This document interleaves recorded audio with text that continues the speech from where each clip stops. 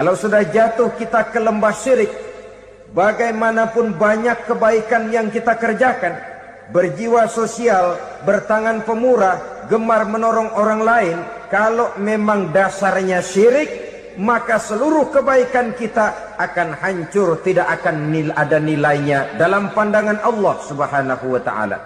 Dalam pandangan manusia, mungkin kita dicatat sebagai orang sosial, gemar menolong orang lain, tidak berpangku tangan melihat orang yang mendapat kesulitan, tapi oleh karena dasarnya syirik, dasarnya tidak mentauhidkan Allah, maka seluruh nilai kebaikan yang kita kerjakan tidak akan ada nilainya dalam pandangan Allah Subhanahu wa taala. Maka jagalah iman kita jangan sampai dihinggapi penyakit syirik yang bagaimana kecilnya sekalipun. Sekali lagi, baik syirik dalam bentuk ucapan, syirik dalam bentuk keyakinan, sampai kepada syirik dalam bentuk perbuatan, kita berhindar kepada sifat-sifat yang sedemikian itu. Karena apa? Dalam satu ayat Quran Allah Subhanahu wa taala menjelaskan, innallaha la yaghfiru ayyushraka bih wa yaghfiru ma duna dzalika liman yasha. Allah tidak akan memberi ampun kepada orang-orang yang menyekutukannya, tapi Allah masih mau memberikan ampun kepada dosa-dosa yang selain itu bagi orang-orang yang dikehendakinya. Dosa selain syirik, apabila kita bertaubat, Allah masih mau mengampuni. Tapi kalau sudah jatuh ke tempat syirik, itu sudah dosa yang tidak berampun. Taubatnya tidak lain melepas syirik, kembali kepada tauhid, berkeyakinan bahwa hanya ada Allah Subhanahu wa taala, Tuhan satu-satunya yang lam yalid wa lam yulad wa lam yakul lahu kufuwan ahad. Tidak beranak, tidak pula diperanakkan, dan tidak satupun yang dapat menyerupai Tuhan Allah Subhanahu wa taala. Saudara-saudara kaum muslimin rahimakumullah, bahwa kita di zaman sekarang memang tidak menyembah berhala, ya. Bahwa kita tidak berterang-terangan mengatakan Tuhan lebih dari satu, memang. Bahwa kita tidak berkeyakinan Tuhan itu punya anak atau diperanakkan, tentu. Tapi dalam perbuatan dan i'tiqad, kita kadang-kadang jatuh tanpa kita sadari ke tempat yang bernama syirik ini. Oleh karenanya, di zaman di mana teknologi makin canggih, di mana kemajuan pembangunan makin menjangkau berbagai aspek kehidupan, diperlukan keseimbangan antara kemajuan fisik material dengan kemajuan mental spiritual. Apabila tidak ada keseimbangan yang terwujud, tentulah kepincangan yang diawali dengan pincangnya cara kita berpikir, sehingga pada akhirnya akan mengarah kepada pincangnya cara kita berbuat dan bertindak di dalam kehidupan kita. Masya Allah, sangat luar biasa tausiah yang sudah disampaikan oleh guru kita Al-Mafrullah Kiai Haji Zainuddin MZ. Sahabat beriman yang dimuliakan Allah, tetaplah di channel ini karena kajian ini belum selesai dan masih banyak lagi hal-hal menarik yang akan disampaikan beliau. Selamat mendengarkan. Oleh karena itu Nabi berpesan, jauhilah sifat syirik, karena syirik merupakan dosa yang teramat besar. Ini sifat merusak yang pertama. Yang kedua, kata Nabi, wasihra, jauhilah sihir. Sihir ini juga termasuk perkara yang merusak kehidupan. Kita semua sama-sama maklum bahwa sihir sebenarnya bukan persoalan baru. Sejak sebelum datang Islam, sihir itu sudah ada. Di zaman Yunani kuno, sihir ada. Di zaman Mesir kuno, di zaman Cina kuno, dan yang lain-lain yang serba kuno, sihir itu sudah ada. Bahkan para nabi pun, para rasul yang diutus oleh Allah Subhanahu wa taala, senantiasa berhadapan dengan ahli-ahli sihir untuk menguji kebenaran dari misi yang mereka bawa.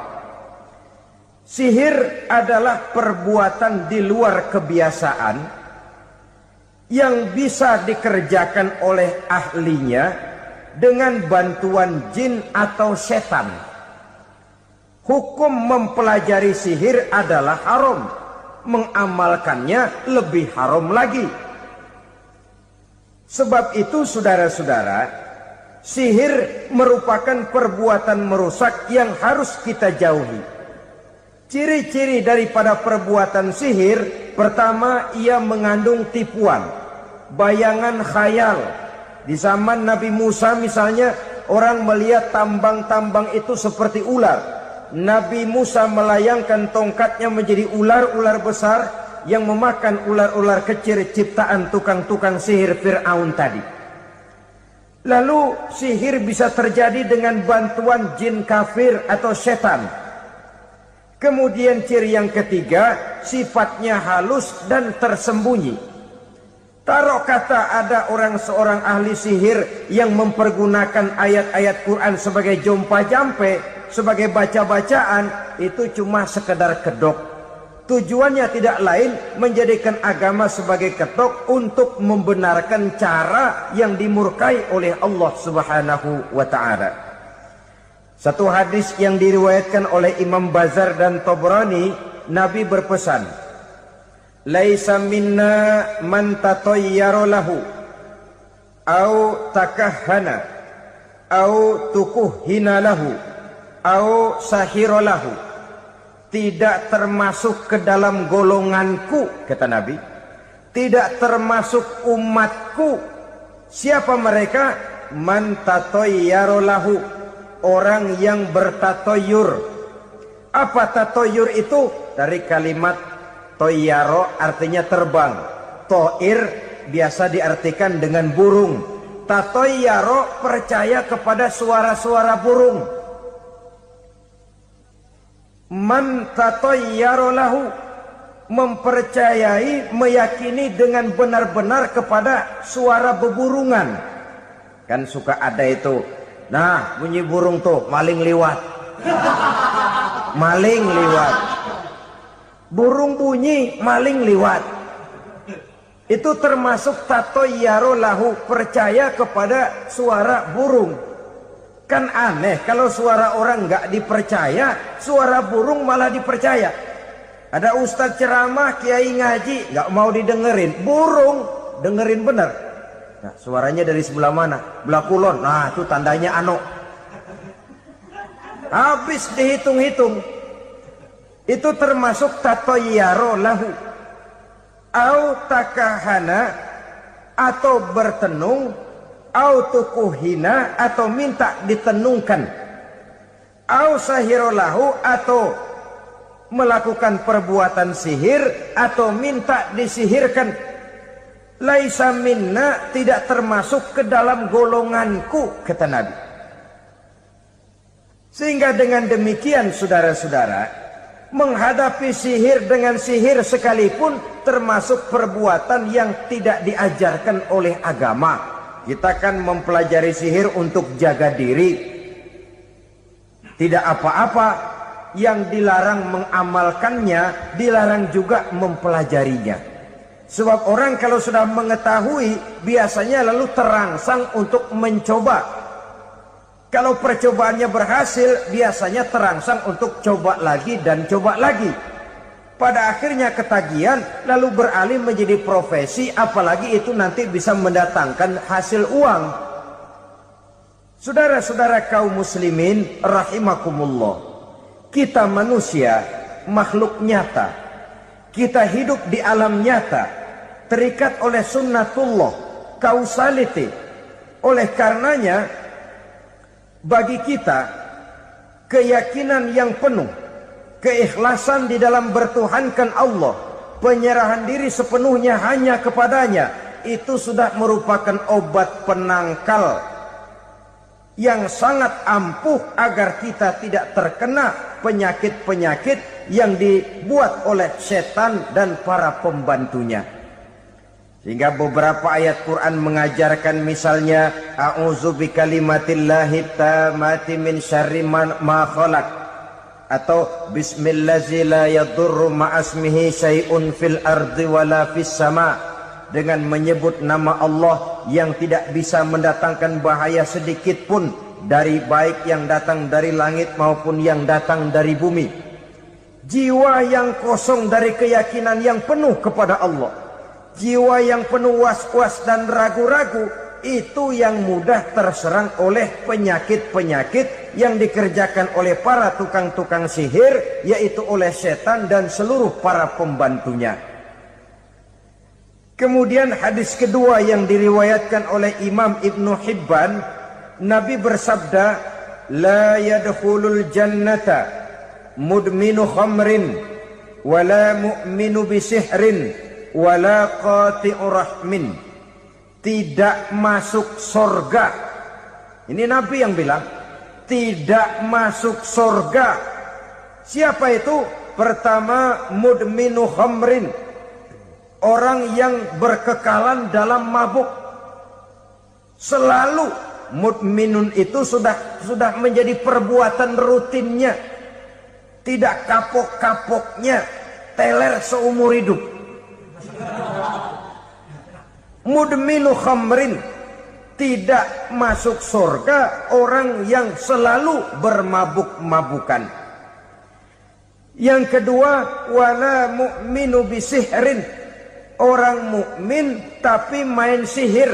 Ini juga oleh Nabi diperingatkan, tidak akan masuk surga orang mukmin tapi suka main sihir. Wala qati'u rahmin, dan tidak juga orang yang memutuskan silaturahmi. Tiga macam manusia yang diperingatkan Nabi tidak akan masuk surga: orang yang selalu mabuk, orang mukmin yang main sihir, dan orang yang memutuskan silaturahmi. Saudara-saudara kaum muslimin rahimakumullah. Lalu orang berkata, kenapa dilarang kita bersihir? Padahal Rasul sendiri kan punya mukjizat. Nah, kita memang harus membedakan antara mukjizat dengan sihir. Dalam kehidupan agama kita kenal ada yang namanya mukjizat, ada yang namanya karomah atau keramat biasa diucapkan, ada yang namanya maunah, ada yang namanya irhas, ada juga yang namanya sihir. Kesemuanya ini berbeda, saudara-saudara. Yang dinamakan mukjizat itu khusus untuk para rasul saja. Satu kejadian luar biasa yang terjadi dilakukan oleh rasul atas izin dari Allah Subhanahu wa taala. Perbedaannya dengan sihir jelas. Sihir dari setan, mukjizat dari Allah. Sihir bisa dipelajari, mukjizat tidak. Sihir umumnya untuk maksud-maksud yang tidak baik, sedangkan mukjizat untuk memperkuat kebenaran yang disampaikan oleh para rasul dan ditentang oleh umatnya. Bahkan kafir Quraisy dahulu menganggap orang-orang ahli sihir itu berada dalam satu posisi yang hina, sehingga mereka mengatakan dan menuduh Nabi Muhammad sebagai tukang sihir. Tuduhan sebagai tukang sihir adalah tuduhan yang sangat aib dan hina. Di tengah masyarakat kufar jahiliyah, kedudukan tukang sihir dipandang sebagai kedudukan yang hina, sehingga mereka mengejek Nabi dengan sebutan tukang sihir. Jadi mukjizat hanya untuk Rasul saja. Kemudian karomah. Karomah ini asal kata dari karomah, kehormatan, kemuliaan yang diberikan Allah kepada hamba-hambanya yang rajin mendekatkan diri kepadanya. Oleh karena ketekunannya melaksanakan ibadah, Allah memberikan keistimewaan kepada orang itu, yang dengan keistimewaannya dia bisa mengerjakan yang tidak bisa dikerjakan oleh orang lain. Karomah hanya bisa dicapai dengan prestasi ibadah. Kalau sihir, mau ibadah apa enggak, asal dia belajar, bersatu dan berteman dengan setan, memenuhi persyaratan-persyaratan setan, biasanya lalu bisa. Sedangkan karomah tidak mungkin terwujud tanpa orang mendekatkan diri sedekat-dekatnya kepada Allah Subhanahu wa ta'ala. Maka kita lihat biasanya orang-orang yang punya ilmu sihir, mukanya rata-rata nggak enak dilihat. Kumuh, jauh dari air wudhu, jauh dari sujud kepada Allah, malah berteman dengan setan, menjadi pelayan-pelayannya setan. Saudara-saudara, adapun maunah, keistimewaan yang diberikan Allah kepada hamba-hambanya yang belum sampai kepada tingkat wali, tapi orang itu lebih banyak kebaikannya daripada kesalahannya. Umpamanya, saudara jalan bertiga di pinggir jalan, saudara ada pada posisi di tengah, lalu bertiga ini ketabrak mobil. Menurut perhitungan saudara mati lebih dahulu, tapi terjadi hal yang aneh, dua teman saudara mati, saudara malah cuma luka dan lecet sedikit saja. Apa itu? Kalau kita lebih banyak kebaikannya daripada kesalahannya, itu yang dinamakan maunah, pertolongan yang diberikan Allah kepada hamba-hambanya yang lebih banyak kebaikannya daripada kesalahannya. Sedangkan yang dinamakan irhas, kejadian luar biasa pada diri seseorang pada waktu dia masih kecil, yang menunjukkan tanda-tanda keistimewaannya. Itu umumnya pada para nabi pada usia kecilnya sudah ada irhas, tanda-tanda istimewa. Jelas baik mukjizat, karomah, maunah maupun irhas berbeda dengan sihir. Sihir ini jelas saja merupakan bantuan dan persekutuan antara manusia dengan setan. Padahal setan, kata Allah dalam Al-Quran, innahu lakum aduwwum mubin, sesungguhnya setan bagi kamu adalah musuh yang sangat jelas. Saudara-saudara kaum muslimin rahimakumullah, di zaman sekarang dalam menghadapi beban kehidupan yang makin pelik, menghadapi stres yang tidak kunjung selesai, menghadapi persoalan-persoalan yang teramat berat, orang sering mencari jalan keluar kepada hal-hal yang menurut pendapatnya bisa meringankan beban moralnya itu. Pergilah dia mencari sesuatu yang dapat meringankan bebannya. Dan tidak jarang yang jatuh ke pangkuan tukang-tukang tenung, ke pangkuan tukang-tukang sihir, yang mereka itu oleh Quran dijelaskan kadzabal munajjimun walau sodaku. Tukang-tukang tenung, tukang-tukang sihir, mereka itu bohong walaupun benar. Maksudnya bohong walaupun benar, artinya kalau yang mereka kerjakan benar, itu sih kebenaran. Benar dengan kebenaran itu lain. Kebenaran, kebetulan bisa, tapi tidak untuk selalu. Apalagi kalau itu sudah membahayakan kehidupan orang lain. Jadi oleh karena itu Nabi berpesan, jauhilah daripada sihir. Kalau sudah jauhilah dari sihir, artinya ya jauhilah daripada mempelajarinya, jauhilah daripada bergaul dengan orang-orang yang ahli di bidang itu, karena dari pergaulan segalanya bisa menular.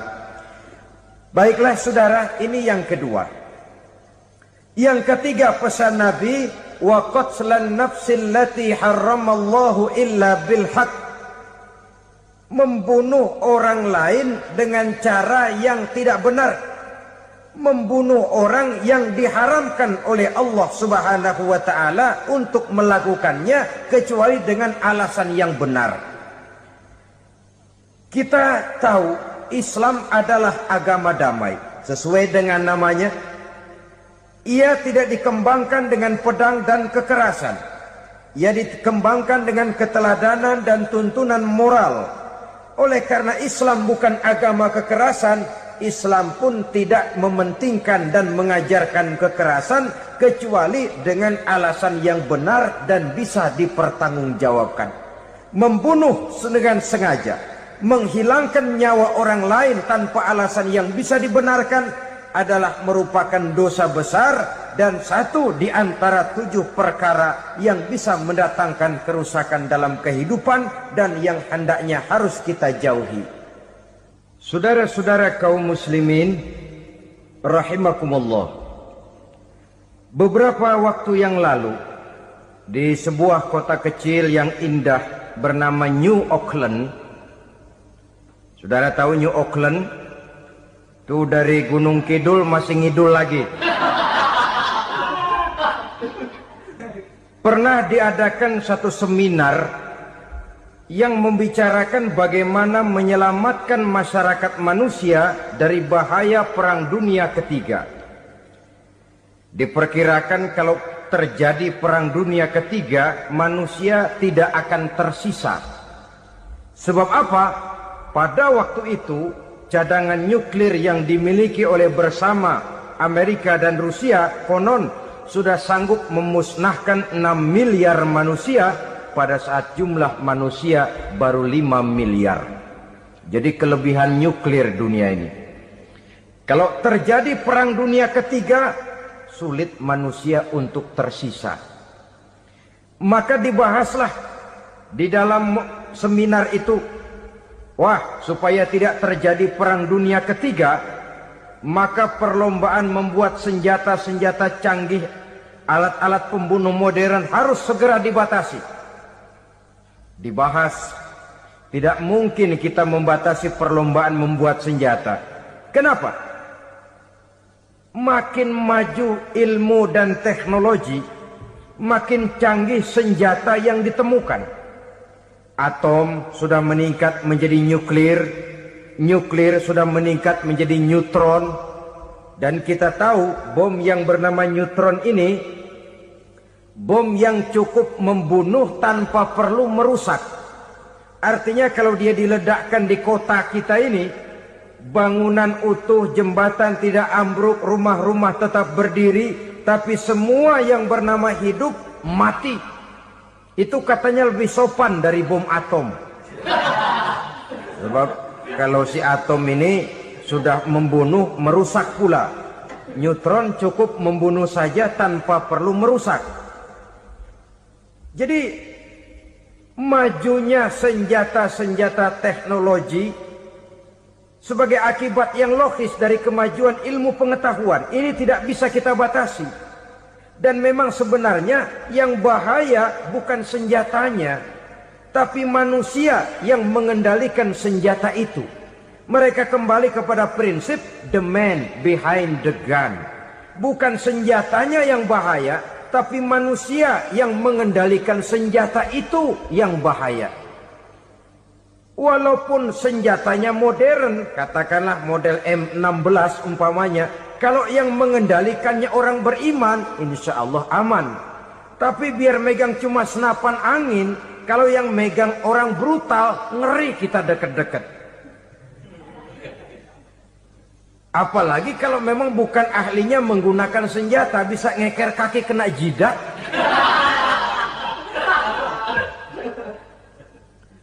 Mereka kembali kepada prinsip lama yang tetap baru, bukan senjatanya yang harus dibatasi, manusia yang mengendalikan senjata itu yang perlu dibicarakan. Nah, kalau begitu agar manusia tidak mempergunakan senjata sewenang-wenang, apa yang harus kita lakukan?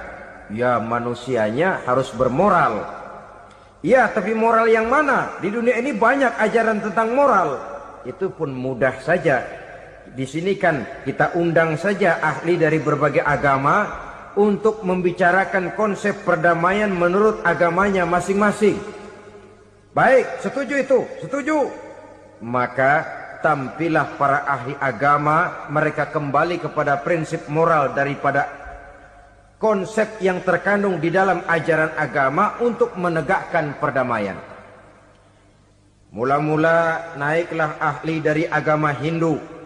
Dibacakan konsep perdamaian menurut ajaran agama Hindu, bahwa untuk damai manusia harus meninggalkan nafsu keduniaannya, menempuh samsara dan sebagainya untuk mencapai nirwana, menjauhi kemegahan dan kemewahan dunia.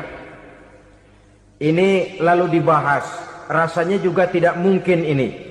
Kemudian dari agama Nasrani, bahwa untuk damai manusia harus menciptakan sifat kasih sayang. Kalau ditampar pipi kiri, berikan pipi yang kanan. Kalau diberikan selendang, berikan baju. Nanti orang kasihan, lalu dia tidak akan nampar lagi. Ketika ini dibahas, ternyata rasanya pun tidak mungkin bisa diterima. Karena apa? Di zaman sekarang orang ditampar pipi kiri, dikasih pipi kanan. Bukan kasihan, gemes. Damai belum tentu, bonyok udah jelas. Lalu ketika dibacakan konsep perdamaian menurut Quran, di mana disampaikan ayat wa jazaa'u sayyi'atin sayyi'atun misluha faman afa wa aslaha fa ajruhu 'ala Allah. Balasan terhadap satu kejahatan adalah kejahatan yang seimbang. Tetapi barang siapa yang memberi maaf dan mencari jalan damai, itulah yang terbaik dan akan mendapat pahala dari Allah Subhanahu wa ta'ala. Kamu tidak salah ditampar pipi kirimu, tampar lagi pipi kirinya sekeras dia menampar pipi kirimu. Nanti orang tidak mau menampar kita karena dia tahu kalau dia tampar kita, dia akan menderita tamparan sekeras dia menampar kita. Akan terjadilah prinsip saling hormat menghormati, tidak saling ganggu, tidak saling usil, tidak saling jahil. Atas dasar ini perdamaian bisa ditegakkan. Mereka bisa menerima konsep ini, tapi kemudian seminar ditutup tanpa satu keputusan resmi. Kenapa? Terus terang mereka kagum dengan konsep Islam, tapi sentimen lama terhadap nilai-nilai Islam telah menutup mata mereka untuk menerima kebenaran dari ajaran Al-Quranul Karim. Saudara-saudara kaum muslimin rahimakumullah, kembali kita kepada persoalan pokok. Roh adalah dari Allah. Dia akan kembali kepada Allah, milik mutlak dari Allah. Tidak pantas kita merampasnya dari orang lain. Tidak wajar kita menghilangkannya tanpa alasan yang dibenarkan oleh agama. Di zaman sekarang, akibat persaingan hidup yang makin tajam, lapangan kerja yang makin sulit, tensi ekonomi yang makin tinggi, atau karena nilai moral yang makin rendah, atau juga karena rapuhnya pegangan orang kepada agama, nyawa rasanya sudah sedemikian murahnya. Berbagai kasus membuat berdiri bulu roma kita. Ada mayit, ada manusia dipotong 6, dicincang macam kambing. Ada yang dipotong 5, ada yang dipotong 13, dikardusin, dibuang ke tempat sampah. Inna lillahi wa inna ilaihi raji'un. Gejala apa ini? Kanibalisme. Manusia sudah demikian sadisnya, manusia sudah sedemikian buasnya, sehingga sesama manusia diperlakukan seperti hewan. Padahal hewan sendiri belum pernah macan makan macan, bagaimanapun buasnya macan. Belum pernah serigala memakan serigala, bagaimanapun brutalnya serigala. Tetapi manusia makan manusia di zaman sekarang kadang jadi kenyataan dalam kehidupan kita. Kadang persoalannya remeh saja. Soal uang 200 perak, pisau bicara, nyawa melayang. Soal rokok sebatang, celurit bicara, nyawa melayang. Soal-soal yang sama sekali tidak prinsip, begitu mudah kita menghilangkan nyawa orang lain. Padahal Nabi pernah memperingatkan, apabila dua orang muslim sudah berkelahi dan berbunuh-bunuhan, al-qatil wal maktul finnar, yang membunuh dan yang terbunuh dua-duanya neraka. Sahabat heran, ya Rasul, kalau yang terbunuh, kalau yang membunuh masuk neraka itu sih wajar, tapi yang terbunuh kenapa neraka juga? Beliau menjawab, dua-duanya sudah punya niat untuk saling membunuh. Niatnya itu yang diponten. Yang terbunuh cuman lagi apes aja, keduluan dia. Umpama tidak terbunuh, pasti dia yang akan membunuh. Oleh karenanya al-qatil wal maktul, yang membunuh dan yang dibunuh finnar, dua-duanya masuk ke dalam neraka. Islam menghormati kehidupan. Tidak hanya terbatas kepada sesama muslim, orang-orang yang berlainan agama pun yang mau hidup berukun, damai, berdampingan dengan umat Islam, jiwa mereka, darah mereka dilindungi oleh nilai-nilai Islam yang disebut dengan kafir zimmi ini. Mengganggu mereka sama saja dengan mengganggu aku, kata Nabi. Jadi oleh karena itu sayangilah sesama. Kehidupan adalah anugerah Allah, bukan wewenang kita untuk mencabutnya dari orang lain, bukan wewenang kita untuk merampas dan menghilangkannya dari orang lain. Apa yang tidak enak terjadi pada diri kita, begitu pula lah apabila terjadi pada diri orang lain. Sehingga Nabi mengatakan, la yu'minu ahadukum hatta yuhibba li akhihi ma yuhibbu li nafsihi. Belum dikatakan beriman seseorang kamu apabila dia belum mencintai saudaranya seperti ia mencintai dirinya sendiri. Apa yang enak dirasakan oleh orang lain, enak juga dirasakan oleh dia. Mengukur orang lain dengan diri sendiri. Kalau orang lain tanpa salah saya fitnah, kalau saya tanpa salah difitnah orang, enak apa enggak? Enggak, orang lain juga begitu. Kalau orang lain tanpa salah saya tempeleng kepalanya, enak apa tidak? Tidak. Orang lain juga begitu. Yang tidak enak terjadi pada diri kita, tentu tidak enak juga kalau terjadi pada orang lain. Mengukur orang lain dengan diri sendiri, sehingga tidak timbul sifat egois, tidak menari di atas bangkai orang lain, tidak mendirikan kebahagiaan di atas untayan air mata orang lain. Sehingga dengan demikian saudara-saudara, dia bisa menghormati kehidupan, menghormati orang lain sebagaimana dia ingin dihormati. Inilah perbuatan ketiga yang merusak, membunuh orang lain dengan yang diharamkan Allah tanpa alasan yang benar. Yang ketiga. Kemudian yang keempat, perbuatan merusak wa aklar riba, makan riba. Hidup adalah tolong menolong. Bahasa kerennya take and give katanya. Saling memberi dan saling menerima. Nabi mengajarkan, man kuraba kurbatan min kurabid dunia, karaballahu lahu kurbatan min kurabi yaumal qiyamah. Wallahu fi aunil abdi madamal abdu fi auni akhihi. Siapa yang meringankan beban dari beban-beban yang dirita seseorang di dalam kehidupan dunia, Allah akan meringankan bebannya daripada beban-beban yang harus dipikulnya di hari kiamat nanti. Wallahu fi aunil abdi madamal abdu fi auni akhihi. Allah senantiasa akan menolong seorang hamba selama hamba itu masih mau menolong saudaranya. Allah selalu akan menolong seorang hamba selama hamba itu masih mau menolong saudaranya. Apabila kita sudah berpangku tangan terhadap kesulitan orang lain, biasanya pun pada saat kita mendapat kesulitan, kita akan sulit juga memperoleh pertolongan. Nah, riba alias renten, kedoknya adalah menolong orang, tapi sama juga bulu buntutnya dilepas, palanya dicekek. Menolong orang pada akhirnya menjadi beban bagi seseorang. Dan memang mencari orang-orang yang berada dalam posisi kesulitan. Biasanya di daerah-daerah di mana musim paceklik jadi lapangan kerja sulit, sedangkan urusan perut tidak bisa ditunda. Akhirnya orang terjebak ke dalam rentenir, ke dalam riba, ke dalam renten.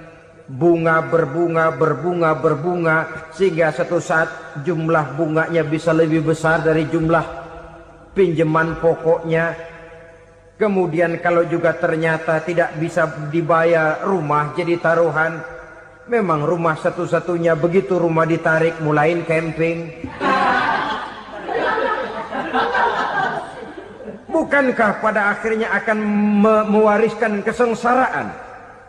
Oleh karena itu, kepada kita berusahalah jangan berhubungan dengan rentenir, jangan makan renten dan riba. Kepada mereka yang melaksanakan riba, walaupun mendatangkan keuntungan materi, tapi percayalah harta yang didapat dengan jalan riba tidak akan membawa keberkahan.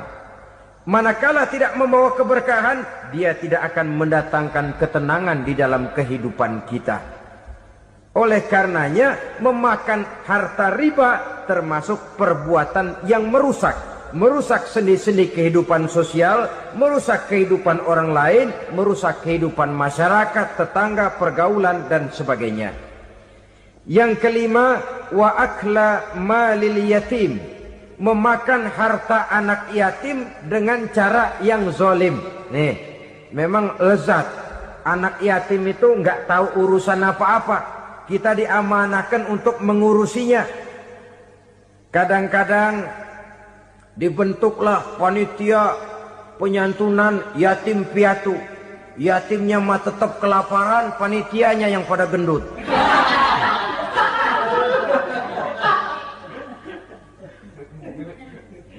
Padahal memakan harta anak yatim termasuk perbuatan dosa besar.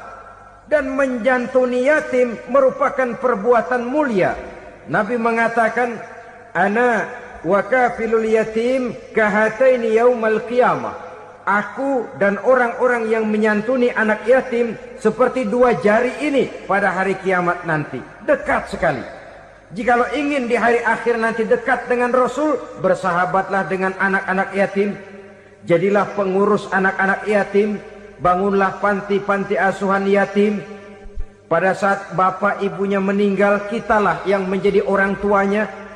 Bahkan sedemikian besar perhatian Islam terhadap anak-anak yatim ini, sehingga Quran memberikan peringatan, ara'aital ladzi yukadzibu bid-din fadzalikal ladzi yad'ul yatim wa la yahuddu ala ta'amil miskin. Tahukah kamu siapa orang yang mendustakan agama, beragama tapi dianggap dusta, solatnya dusta, puasanya dusta karena agamanya sudah berdusta. Siapa mereka? Fadzalikal ladzi yad'ul yatim, orang yang menyia-nyiakan anak yatim, wala yahuddu ala ta'amil miskin, dan tidak pernah memberi makan kepada orang-orang yang menderita kemiskinan. Menyia-nyiakan, meninggalkan anak yatim termasuk perbuatan yang divonis kita sebagai orang yang mendustakan agama. Saudara-saudara kaum muslimin rahimakumullah, maka sangat dicela mengeksploitir anak-anak yatim, menjadikan mereka sebagai kedok untuk mencari kekayaan pribadi. Tetapi jikalau ikhlas, ganjarannya sangat besar, nilai pahalanya sangat besar. Menyantuni yatim tidak hanya setahun sekali. Kalau Muharram pakai istilah lebaran yatim, dibentuklah panitia, diberilah beras, uang 45.000 rupiah, alhamdulillah. Tapi jangan lupa, si yatim tidak hidup cuma satu hari. Dia tidak hidup cuma di bulan Muharram saja. Dia hidup 12 bulan dalam setahun. Sebagaimana anak-anak yang lain, dia juga berhak punya masa depan. Dia juga berhak menikmati bangku sekolah. Dia berhak mengenyam arti dan makna pendidikan. Dia berhak membekali diri dengan ilmu dan pengetahuan, seperti halnya anak-anak yang lain. Maka kita yang diberikan keluasan oleh Allah, ingatlah itu, bersahabatlah dengan anak-anak yatim, santuni mereka. Perkara setahun sekali di bulan Muharram, alhamdulillah, itu bagus, bin Thayyib alias baik. Tapi tentu dan tentu sekali lagi, si yatim tidak hanya hidup di bulan Muharram. Dia hidup 12 bulan dalam setahun, 24 jam di dalam sehari. Oleh karenanya, menyia-nyiakan mereka pada saat posisi kita memang mampu akan memojokkan kita dalam satu posisi di mana kita dianggap sebagai orang yang mendustakan agama, memakan harta anak yatim dengan cara yang zolim. Bapaknya udah meninggal, kebunnya lebar, anaknya dikelecehin. Nah, dah kamu nggak usah pusing, nanti saya yang ngurus. Akhirnya bukan ngurus, nguras. Si yatim mungkin tidak tahu bahwa dia disia-siakan, haknya diambil, miliknya dizolimi. tapi Allah yang akan membalasnya dengan seadil-adilnya. Maka makan harta anak yatim biasanya balasannya tokcer bin paten. Nggak banyak selang tempo itu, nggak percaya cobain dah. Nyobain aja kan nggak bayar, umpama. Memakan harta anak yatim dengan cara yang zolim, ganjarannya biasanya kontan. Kenapa? Ratapan si miskin, untayan air matanya, jeritan kepedihan hatinya, membuka pintu langit, permohonannya diijabah, getaran hatinya didengarkan oleh Allah. Maka balasannya biasanya kontan, spontan, tidak menunggu waktu terlalu lama. Itu di dunia, belum lagi di akhirat nanti. Bukankah dalam riwayat Mi'raj diceritakan Nabi melihat di neraka itu orang perutnya sebesar rumah. La haula wala quwata. Itu perut kayak rumah, bagaimana jalannya tuh orang. Dan memang gak jalan, diseret-seret oleh malaikat di neraka itu. Hancur perutnya, amburadul itu perut. Berantakan isinya, dibulatkan lagi, diseret lagi, hancur lagi, dibulatkan lagi. Sampai Nabi tanya, orang itu begitu berat siksanya kenapa ya Jibril? Itu Muhammad, waktu di dunia dulu rakus banget makan harta anak yatim. Begitu vonisnya, begitu menyedihkan nasibnya di akhirat. Tapi di dunia pun ketidakberkahan itu sudah membayangi kehidupannya. Oleh karena itu, kepada saudara-saudara yang mendapat titipan anak yatim, berbahagialah, karena semulia-mulia rumah adalah rumah yang di dalamnya ada anak yatim yang disantuni. Sehina-hina rumah adalah rumah di mana di dalamnya ada anak yatim yang disia-siakan. Begitu kata Nabi kita. Rumah yang paling mulia dalam pandangan Allah, rumah yang di dalamnya ada anak yatim yang disantuni. Rumah yang paling hina dalam pandangan Allah, rumah yang di dalamnya ada anak yatim yang nasibnya disia-siakan. Berbahagialah saudara apabila menjadi penyantun anak-anak yatim, pelindung mereka, sehingga mereka mempunyai masa depan sebagaimana anak-anak lainnya. Rasulullah sendiri sedemikian peka terhadap keadaan anak-anak yatim karena beliau sendiri memang mengalami. Umur 6 bulan dalam kandungan ibu, beliau sudah ditinggalkan oleh ayahnya. Pada saat berusia 6 tahun, ibu sudah meninggal. Yatim piatu dalam usia di mana beliau sedang perlu belas kasih seorang ibu dan pengertian seorang bapak. Kepekaan itu lalu timbul, bahkan kemudian sampai kepada beliau berkata, aku dan orang yang menyantuni anak yatim seperti jari tengah dan jari telunjuk di hari akhirat nanti. Sedemikian dekatnya. Baiklah ya, jadi yang kelima, memakan harta anak yatim. Jauhi karena ini perbuatan yang merusak. Yang keenam, watawalli yaumaz zahfi. Melarikan diri pada hari pertempuran. Apa ini? Khianat. Tidak konsekuen dengan konsep perjuangan. Pada mulanya keras benar teriak, berantas korupsi, ganyang korupsi. Cuma karena belum dapat giliran. Begitu dia naik dapat kesempatan, korupsinya lebih edan dari yang diteriakinya. Ini termasuk tawalli yaumaz zahfi. Berpaling pada hari peperangan. Di saat menghadapi musuh, kalau belum kelihatan musuh, teriaknya nyaring bener. Jangan takut demi kebenaran sampai titik darah yang paling penghabisan. Musuh belum kelihatan. Begitu musuh sudah kelihatan, paling dulu lari ke belakang. Kalau diajak berjuang ada saja alasannya. Sehingga Quran memberikan peringatan kepada kita semua. Mengapa kamu ini berat? Kalau sudah diajak berjuang di jalan Allah, kakimu seperti terhunjam berakar di perut bumi. Berat untuk melangkah berjuang. lari dari pertempuran tidak konsekuen dengan konsepsi perjuangan. Mau enaknya saja dalam kondisi yang sulit lalu berpangku tangan. Ini termasuk ciri munafik yang di dalam Al-Quran disindir dengan bahasa kullama adha'a lahum masyaufi wa iza azlama alaihim qamu. Waktu terang mereka jalan, giliran gelap mereka mandek. Artinya, maksudnya kalau giliran ada untungnya aja rame-rame teriak Islam. Tapi begitu diminta berjuang, dituntut berkorban, rame-rame mundur. Waktu dilihat di Islam ada untungnya, rame-rame teriak Islam. Pak, saya Islam banget, Pak. KTP saya Islam, Pak.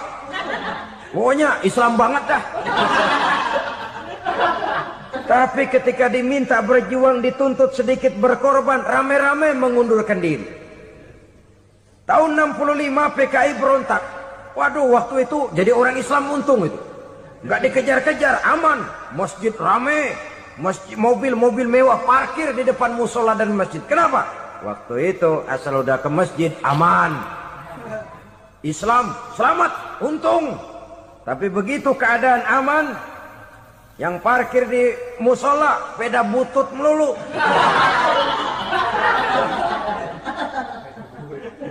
Waktu terang mereka jalan, waktu gelap mereka berhenti. Dikala di Islam ada untungnya, baru wah Islam bagus, Islam hebat. Tapi waktu dilihat ada kerugian, jangan bawa-bawa Islam dah. Jangan bicara soal Islam, ini kan bukan soal agama. Bukan soal agama. La haula wa la quwata illa billah. Beragama kita ambil talfik fid din, mengambil yang enteng-enteng saja dalam urusan beragama ini.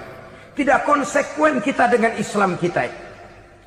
Seolah kita mau memilih mana yang terasa cocok sama selera kita, kita teriak Islam.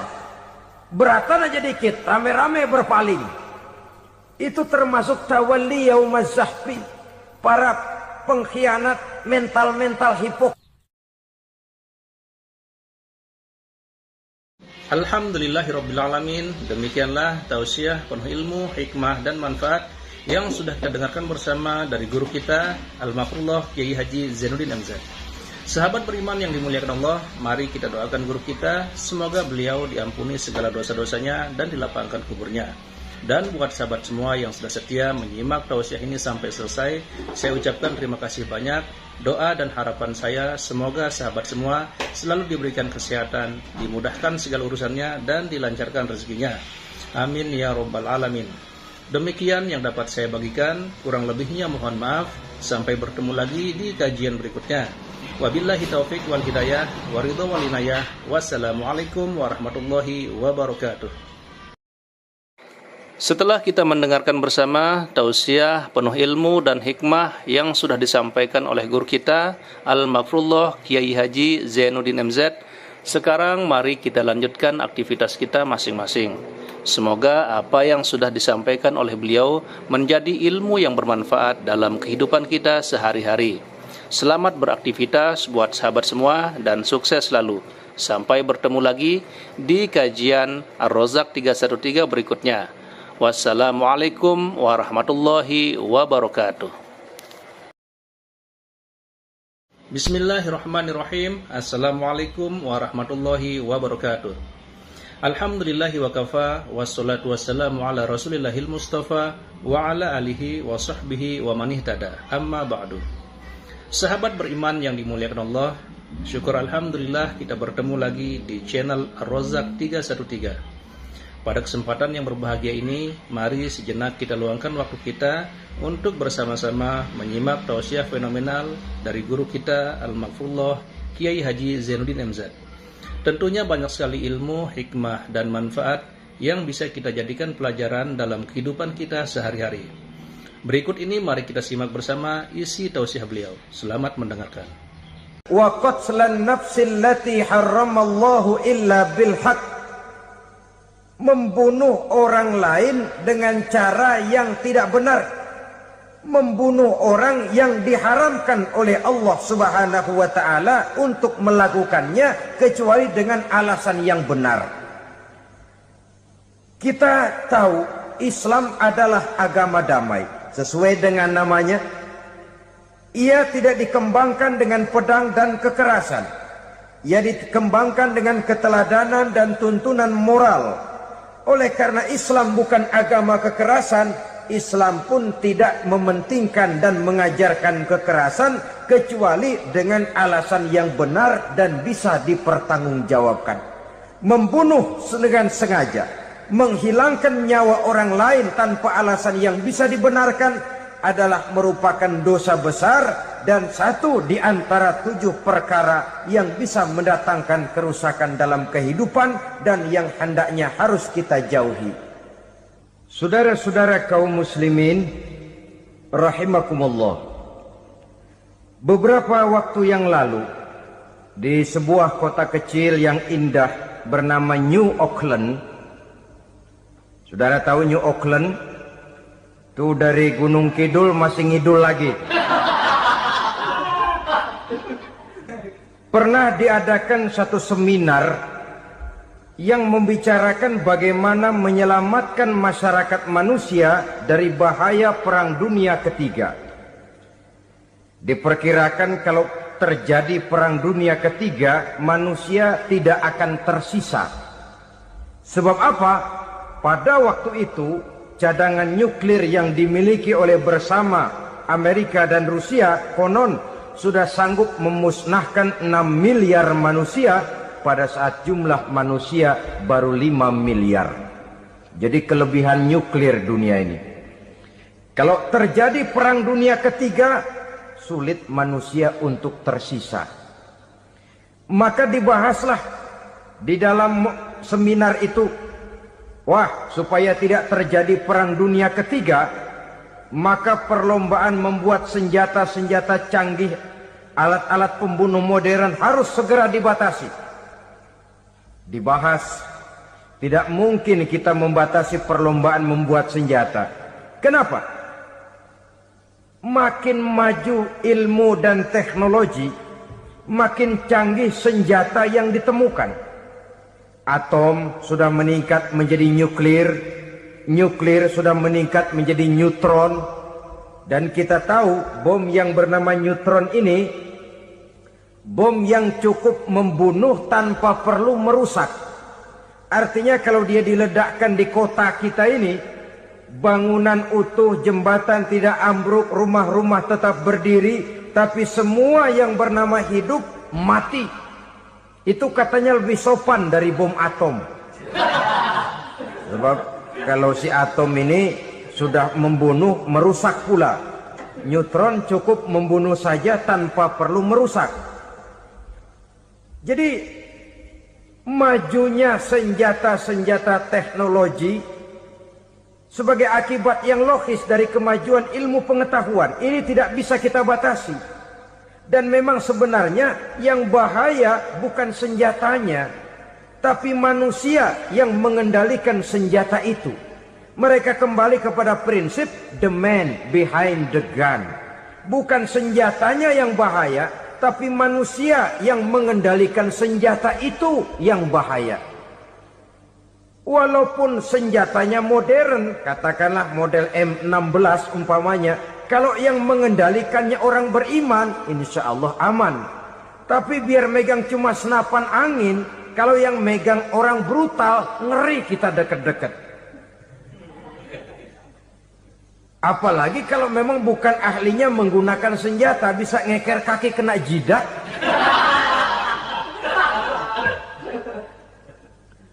Mereka kembali kepada prinsip lama yang tetap baru, bukan senjatanya yang harus dibatasi, manusia yang mengendalikan senjata itu yang perlu dibicarakan. Nah, kalau begitu agar manusia tidak mempergunakan senjata sewenang-wenang, apa yang harus kita lakukan? Ya, manusianya harus bermoral. Ya, tapi moral yang mana? Di dunia ini banyak ajaran tentang moral. Itu pun mudah saja. Di sini kan kita undang saja ahli dari berbagai agama untuk membicarakan konsep perdamaian menurut agamanya masing-masing. Baik, setuju itu, setuju. Maka tampillah para ahli agama, mereka kembali kepada prinsip moral daripada konsep yang terkandung di dalam ajaran agama untuk menegakkan perdamaian. Mula-mula naiklah ahli dari agama Hindu, dibacakan konsep perdamaian menurut ajaran agama Hindu, bahwa untuk damai manusia harus meninggalkan nafsu keduniaannya, menempuh samsara dan sebagainya untuk mencapai nirwana, menjauhi kemegahan dan kemewahan dunia. Ini lalu dibahas, rasanya juga tidak mungkin ini. Kemudian dari agama Nasrani, bahwa untuk damai manusia harus menciptakan sifat kasih sayang. Kalau ditampar pipi kiri, berikan pipi yang kanan. Kalau diberikan selendang, berikan baju. Nanti orang kasihan, lalu dia tidak akan nampar lagi. Ketika ini dibahas, ternyata rasanya pun tidak mungkin bisa diterima. Karena apa? Di zaman sekarang orang ditampar pipi kiri, dikasih pipi kanan. Bukan kasihan, gemes. Damai belum tentu, bonyok udah jelas. Lalu ketika dibacakan konsep perdamaian menurut Quran, di mana disampaikan ayat wa jazaa'u sayyi'atin sayyi'atun misluha faman afa wa aslaha fa ajruhu 'ala Allah. Balasan terhadap satu kejahatan adalah kejahatan yang seimbang, tetapi barang siapa yang memberi maaf dan mencari jalan damai, itulah yang terbaik dan akan mendapat pahala dari Allah Subhanahu wa ta'ala. Kamu tidak salah ditampar pipi kirimu, tampar lagi pipi kirinya sekeras dia menampar pipi kirimu. Nanti orang tidak mau menampar kita karena dia tahu kalau dia tampar kita, dia akan menderita tamparan sekeras dia menampar kita. Akan terjadilah prinsip saling hormat menghormati, tidak saling ganggu, tidak saling usil, tidak saling jahil. Atas dasar ini perdamaian bisa ditegakkan. Mereka bisa menerima konsep ini, tapi kemudian seminar ditutup tanpa satu keputusan resmi. Kenapa? Terus terang mereka kagum dengan konsep Islam, tapi sentimen lama terhadap nilai-nilai Islam telah menutup mata mereka untuk menerima kebenaran dari ajaran Al-Quranul Karim. Saudara-saudara kaum muslimin rahimakumullah, kembali kita kepada persoalan pokok. Roh adalah dari Allah. Dia akan kembali kepada Allah, milik mutlak dari Allah. Tidak pantas kita merampasnya dari orang lain. Tidak wajar kita menghilangkannya tanpa alasan yang dibenarkan oleh agama.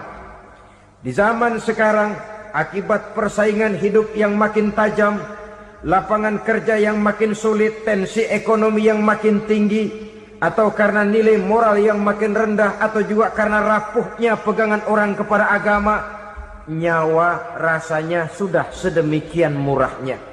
Berbagai kasus membuat berdiri bulu roma kita. Ada mayit, ada manusia dipotong 6, dicincang macam kambing. Ada yang dipotong 5, ada yang dipotong 13, dikardusin, dibuang ke tempat sampah. Inna lillahi wa inna ilaihi raji'un. Gejala apa ini? Kanibalisme. Manusia sudah demikian sadisnya, manusia sudah sedemikian buasnya, sehingga sesama manusia diperlakukan seperti hewan. Padahal hewan sendiri belum pernah macan makan macan, bagaimanapun buasnya macan. Belum pernah serigala memakan serigala, bagaimanapun brutalnya serigala. Tetapi manusia makan manusia di zaman sekarang kadang jadi kenyataan dalam kehidupan kita.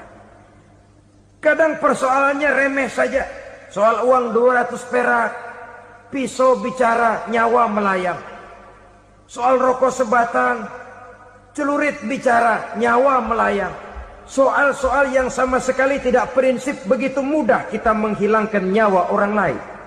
Padahal Nabi pernah memperingatkan, apabila dua orang muslim sudah berkelahi dan berbunuh-bunuhan, al-qatil wal maktul finnar, yang membunuh dan yang terbunuh dua-duanya neraka. Sahabat heran, ya Rasul, kalau yang terbunuh Kalau yang membunuh masuk neraka itu sih wajar. Tapi yang terbunuh kenapa neraka juga? Beliau menjawab, dua-duanya sudah punya niat untuk saling membunuh. Niatnya itu yang diponten. Yang terbunuh cuman lagi apes aja, keduluan dia.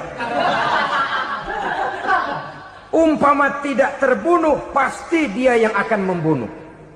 Oleh karenanya al-qatil wal maktul, yang membunuh dan yang dibunuh finnar, dua-duanya masuk ke dalam neraka. Islam menghormati kehidupan. Tidak hanya terbatas kepada sesama muslim, orang-orang yang berlainan agama pun yang mau hidup berukun, damai, berdampingan dengan umat Islam, jiwa mereka, darah mereka dilindungi oleh nilai-nilai Islam yang disebut dengan kafir zimmi ini. Mengganggu mereka sama saja dengan mengganggu aku, kata Nabi. Jadi oleh karena itu sayangilah sesama. Kehidupan adalah anugerah Allah, bukan wewenang kita untuk mencabutnya dari orang lain, bukan wewenang kita untuk merampas dan menghilangkannya dari orang lain. Apa yang tidak enak terjadi pada diri kita, begitu pula lah apabila terjadi pada diri orang lain. Sehingga Nabi mengatakan, la yu'minu ahadukum hatta yuhibba li akhihi ma yuhibbu li nafsihi. Belum dikatakan beriman seseorang kamu apabila dia belum mencintai saudaranya seperti ia mencintai dirinya sendiri. Apa yang enak dirasakan oleh orang lain, enak juga dirasakan oleh dia. Mengukur orang lain dengan diri sendiri. Kalau orang lain tanpa salah saya fitnah, kalau saya tanpa salah difitnah orang, enak apa enggak? Enggak, orang lain juga begitu. Kalau orang lain tanpa salah saya tempeleng kepalanya, enak apa tidak? Tidak. Orang lain juga begitu. Yang tidak enak terjadi pada diri kita, tentu tidak enak juga kalau terjadi pada orang lain. Mengukur orang lain dengan diri sendiri, sehingga tidak timbul sifat egois, tidak menari di atas bangkai orang lain, tidak mendirikan kebahagiaan di atas untayan air mata orang lain. Sehingga dengan demikian saudara-saudara, dia bisa menghormati kehidupan, menghormati orang lain sebagaimana dia ingin dihormati. Untuk menghancurkan nilai-nilai iman, dibanjiri kita dengan paham-paham yang merusak dan mendangkalkan akidah. Baik ia bernama materialisme, baik ia bernama sekularisme, baik ia bernama banjirnya maksiat dan munkarat, baik ia bernama banjirnya peradaban dan kebudayaan yang menghancurkan moral daripada anak-anak kita, sedikit demi sedikit melenturkan dan melunturkan nilai-nilai keimanan kita, untuk kemudian pada waktunya nilai iman itu akan bertukar dan berganti menjadi nilai syirik kepada Allah Subhanahu wa ta'ala. Atau pada sisi lain, menjadikan yang selain Allah sebagai tujuan akhir daripada kehidupan kita. Sedangkan kita sama-sama maklum bahwa di dalam pandangan agama Islam, dosa yang tidak berampun, dosa yang terbesar, termasuk dalam kategori bapak moyangnya dosa, tidak lain adalah syirik, yakni menyekutukan Allah Subhanahu wa ta'ala.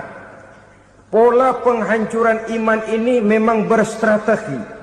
Ditawarkan kita kepada paham materialisme, paham kebendaan, di mana otak menempati urutan sebagai ranking pertama, Tuhan jatuh pada urutan kedua. Lalu menyusul kepada paham sekularisme, Allah dipisahkan dari seluruh kegiatan hidup ini, untuk pada gilirannya menjadikan yang selain Allah sebagai tujuan akhir daripada seluruh kegiatan hidup kita. Oleh karenanya, kewajiban menjaga nilai-nilai iman ini merupakan kewajiban yang mulia tetapi berat. Tidak hanya untuk kita, tetapi juga bagaimana mewariskannya kepada anak-anak kita, generasi yang akan datang.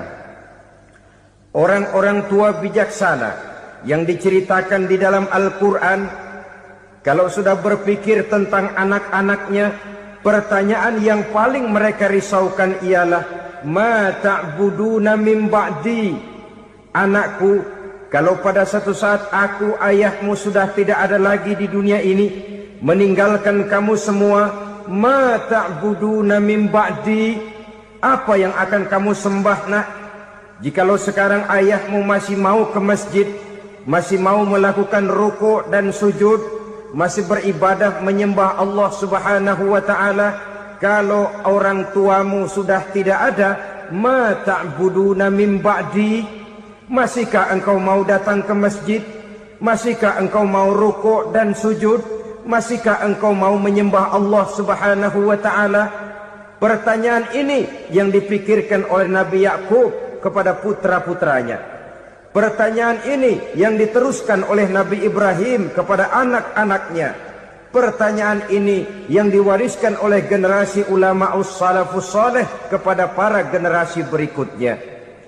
Bagaimana kita generasi sekarang? Kita orang-orang tua sekarang bukan berfikir ma ta'buduna min ba'di, malah yang kita fikirkan ma ta'kuluna min ba'di. Kalau bapak tidak ada nanti kamu makan apa nak? Perkara kamu nyembah apa urusan nomor 18. Yang penting kamu nanti hidup bisa makan nak. Maka kita sibuk mewariskan harta kepada anak-anak kita. Kita sibuk mewariskan kebun dan tanah kepada anak-anak kita. Kita sibuk mewariskan pabrik kepada anak-anak kita. Sementara kita lupa mewariskan intan yang paling mahal, mewariskan mutiara yang paling berharga, yaitu nilai iman kepada Allah Subhanahu wa ta'ala. Alangkah baiknya apabila warisan harta, warisan tanah dan kebun, warisan rumah dan pabrik didasari lebih dahulu dengan mewariskan nilai iman kepada Allah Subhanahu wa ta'ala. Sebagai orang-orang tua, kita boleh bersedih kalau anak kita tidak mengerti komputer. Kita boleh bersedih kalau anak kita tidak mengerti matematika. Kita boleh bersedih kalau anak kita tidak mengerti bahasa Inggris. Tapi sewajarnya lebih bersedihlah kita orang tua jikalau mempunyai anak yang tidak kenal Allah sebagai Tuhannya, yang kemudian tidak mau rukuk dan sujud kepada Allah Tuhannya. Itulah kemalangan yang paling malang bila kita meninggalkan generasi yang tidak bertauhid kepada Allah Subhanahu wa ta'ala. Betapapun anak kita tidak ngerti komputer, saudara, paling-paling kerugiannya cuma kerugian dunia. Masuk dia ke alam barzakh, munkar nakir tidak akan sempat tanya kau belajar komputer apa tidak. Kumpul dia di padang mahsyar, malaikat juga tidak akan tanya matematikamu nilainya berapa. Yang ditanya kau kenal Allah, kau rukuk dan sujud kepadanya, kau pernah datang ke masjid. Oleh karena itu sekali lagi, menjaga nilai iman tidak hanya untuk kita, tetapi juga mewariskannya kepada anak-anak kita generasi yang akan datang. Sungguh kemalangan yang paling besar apabila kita meninggalkan anak-anak kita. Mereka kita tinggalkan lemah ekonominya, itu tidak baik. Mereka kita tinggalkan lemah otaknya, itu pun akan membuat mereka tertinggal oleh yang lain. Tapi yang paling celaka, jikalau kita tinggalkan mereka dalam kondisi lemah imannya, rapuh akidahnya, tidak baik dan tidak betul keyakinan hidupnya. Oleh karena itu Nabi berpesan, jauhilah 7 perkara yang merusak. Yang pertama, syirik kepada Allah Subhanahu wa ta'ala, menyekutukan Allah baik dalam ucapan, dalam keyakinan ataupun dalam perbuatan. Ini perkara pertama yang termasuk 7 perusak besar di dalam kehidupan. Kalau sudah jatuh kita ke lembah syirik, bagaimanapun banyak kebaikan yang kita kerjakan, berjiwa sosial, bertangan pemurah, gemar menolong orang lain, kalau memang dasarnya syirik, maka seluruh kebaikan kita akan hancur, tidak akan ada nilainya dalam pandangan Allah Subhanahu wa ta'ala. Dalam pandangan manusia, mungkin kita dicatat sebagai orang sosial, gemar menolong orang lain, tidak berpangku tangan melihat orang yang mendapat kesulitan.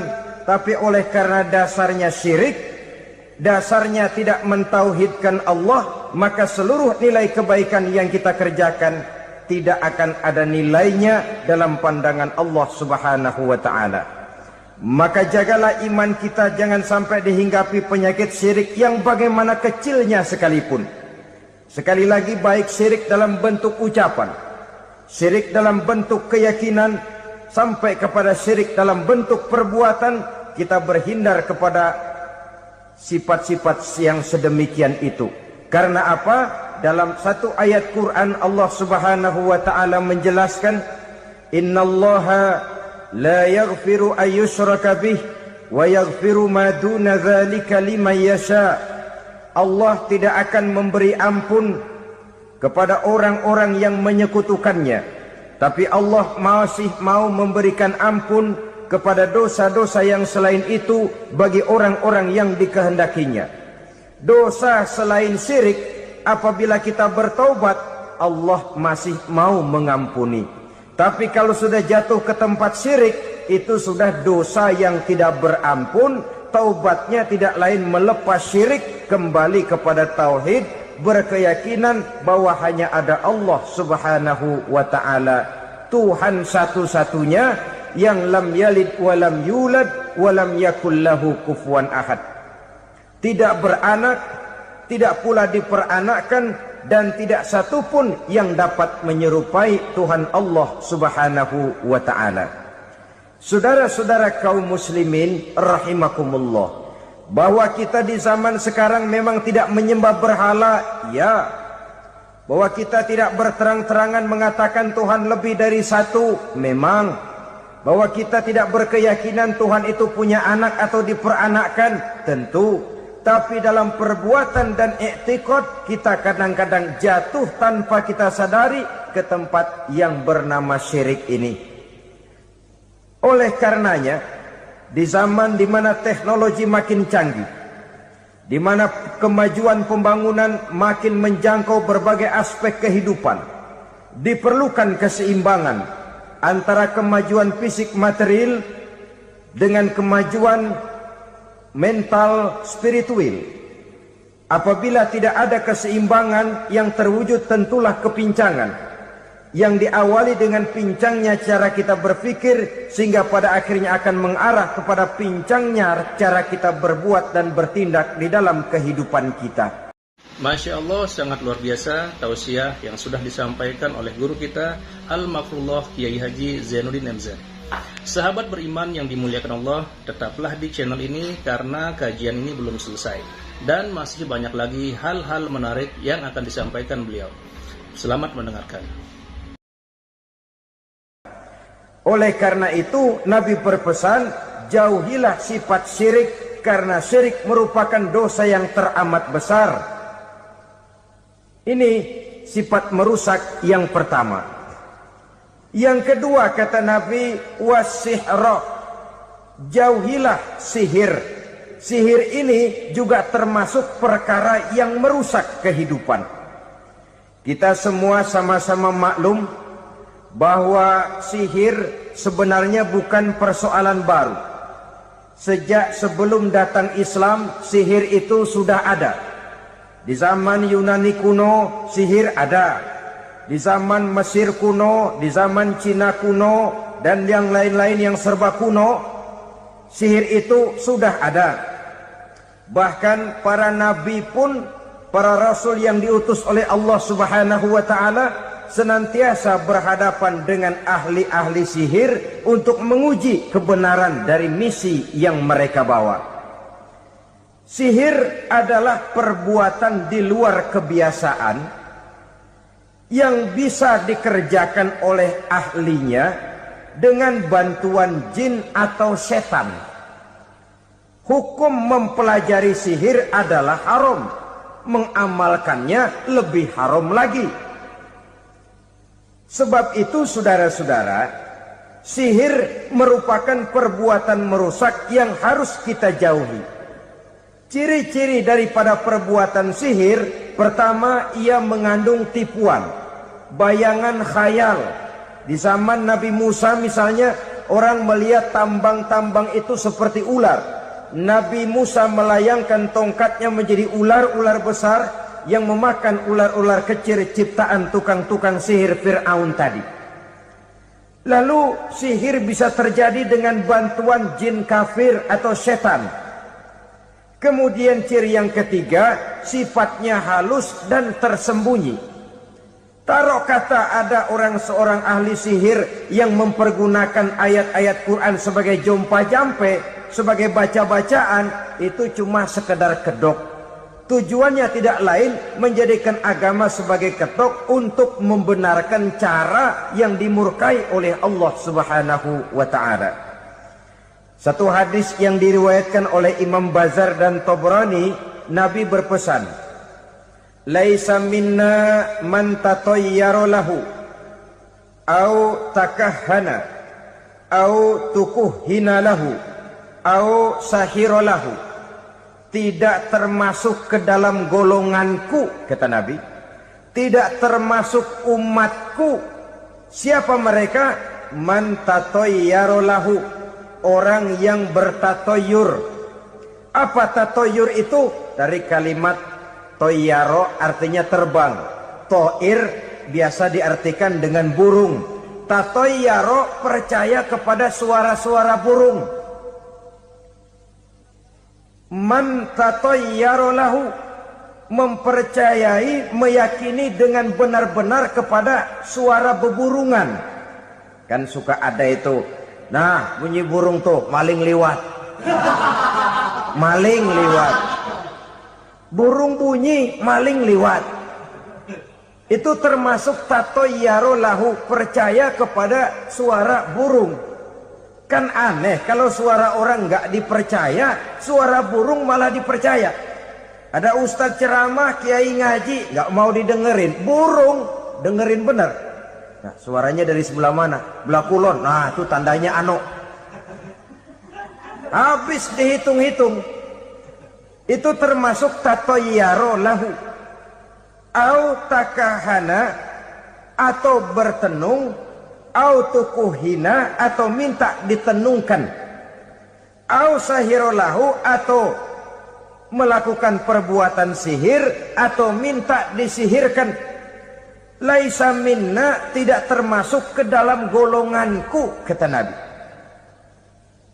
Sehingga dengan demikian saudara-saudara, menghadapi sihir dengan sihir sekalipun termasuk perbuatan yang tidak diajarkan oleh agama. Kita kan mempelajari sihir untuk jaga diri. Tidak apa-apa, yang dilarang mengamalkannya, dilarang juga mempelajarinya. Sebab orang kalau sudah mengetahui, biasanya lalu terangsang untuk mencoba. Kalau percobaannya berhasil, biasanya terangsang untuk coba lagi dan coba lagi. Pada akhirnya ketagihan, lalu beralih menjadi profesi, apalagi itu nanti bisa mendatangkan hasil uang. Saudara-saudara kaum muslimin rahimakumullah, kita manusia makhluk nyata. Kita hidup di alam nyata, terikat oleh sunnatullah, causality. Oleh karenanya, bagi kita keyakinan yang penuh, keikhlasan di dalam bertuhankan Allah, penyerahan diri sepenuhnya hanya kepadanya, itu sudah merupakan obat penangkal yang sangat ampuh agar kita tidak terkena penyakit-penyakit yang dibuat oleh setan dan para pembantunya. Sehingga beberapa ayat Quran mengajarkan, misalnya a'udzu bikalimatillahi tammati min syarri ma khalaq, atau bismillazi la yadurru ma'asmihi syai'un fil ardi wala fis sama, dengan menyebut nama Allah yang tidak bisa mendatangkan bahaya sedikit pun, dari baik yang datang dari langit maupun yang datang dari bumi. Jiwa yang kosong dari keyakinan yang penuh kepada Allah, jiwa yang penuh was-was dan ragu-ragu, itu yang mudah terserang oleh penyakit-penyakit yang dikerjakan oleh para tukang-tukang sihir, yaitu oleh setan dan seluruh para pembantunya. Kemudian hadis kedua yang diriwayatkan oleh Imam Ibnu Hibban, Nabi bersabda, la yadkhulul jannata mudminu khamrin wala mu'minu bisihrin wala qati'u rahmin. Tidak masuk surga. Ini Nabi yang bilang, tidak masuk surga. Siapa itu? Pertama, mudminu khamrin, orang yang berkekalan dalam mabuk. Selalu mudminun itu sudah menjadi perbuatan rutinnya, tidak kapok-kapoknya, teler seumur hidup. Mudminu khamrin, tidak masuk surga orang yang selalu bermabuk-mabukan. Yang kedua, wala mu'minu bisihrin, orang mukmin tapi main sihir. Ini juga oleh Nabi diperingatkan, tidak akan masuk surga orang mukmin tapi suka main sihir. Wala qati'u rahmin, dan tidak juga orang yang memutuskan silaturahmi. 3 macam manusia yang diperingatkan Nabi tidak akan masuk surga: orang yang selalu mabuk, orang mukmin yang main sihir, dan orang yang memutuskan silaturahmi. Saudara-saudara kaum muslimin rahimakumullah. Lalu orang berkata, kenapa dilarang kita bersihir? Padahal Rasul sendiri kan punya mukjizat. Nah, kita memang harus membedakan antara mukjizat dengan sihir. Dalam kehidupan agama kita kenal ada yang namanya mukjizat, ada yang namanya karomah atau keramat biasa diucapkan, ada yang namanya maunah, ada yang namanya irhas, ada juga yang namanya sihir. Kesemuanya ini berbeda, saudara-saudara. Yang dinamakan mukjizat itu khusus untuk para rasul saja. Satu kejadian luar biasa yang terjadi dilakukan oleh Rasul atas izin dari Allah Subhanahu wa ta'ala. Perbedaannya dengan sihir jelas. Sihir dari setan, mukjizat dari Allah. Sihir bisa dipelajari, mukjizat tidak. Sihir umumnya untuk maksud-maksud yang tidak baik, sedangkan mukjizat untuk memperkuat kebenaran yang disampaikan oleh para rasul dan ditentang oleh umatnya. Bahkan kafir Quraisy dahulu menganggap orang-orang ahli sihir itu berada dalam satu posisi yang hina, sehingga mereka mengatakan dan menuduh Nabi Muhammad sebagai tukang sihir. Tuduhan sebagai tukang sihir adalah tuduhan yang sangat aib dan hina. Di tengah masyarakat kufar jahiliyah, kedudukan tukang sihir dipandang sebagai kedudukan yang hina, sehingga mereka mengejek Nabi dengan sebutan tukang sihir. Jadi mukjizat hanya untuk Rasul saja. Kemudian karomah. Karomah ini asal kata dari karomah, kehormatan, kemuliaan yang diberikan Allah kepada hamba-hambanya yang rajin mendekatkan diri kepadanya. Oleh karena ketekunannya melaksanakan ibadah, Allah memberikan keistimewaan kepada orang itu, yang dengan keistimewaannya dia bisa mengerjakan yang tidak bisa dikerjakan oleh orang lain. Karomah hanya bisa dicapai dengan prestasi ibadah.